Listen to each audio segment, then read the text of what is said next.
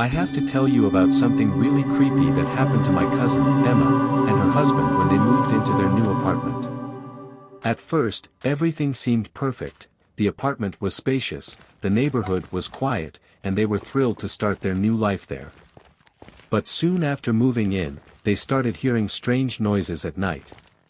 At first, it was just faint whispers, almost like a breeze, but coming from the walls. Emma tried to ignore it, thinking it was just the old building settling or their neighbors making noise.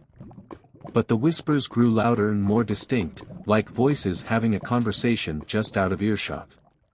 One night, while lying in bed, Emma clearly heard her name being whispered. It sent shivers down her spine. She nudged her husband awake, but he brushed it off, thinking she was dreaming. The next night, the whispers returned, even louder and more insistent. This time, her husband heard them too. They tried to locate the source, moving from room to room, pressing their ears against the walls. The whispers seemed to come from everywhere and nowhere at the same time. They could make out fragmented sentences, but nothing made sense. Desperate for answers, they spoke to their landlord, who seemed uneasy but eventually confessed that previous tenants had reported similar experiences. The landlord hinted at a tragic history involving the building, but didn't provide many details. Emma couldn't shake the feeling that the whispers were trying to tell them something. She started researching the building's past and discovered that a family had lived there years ago.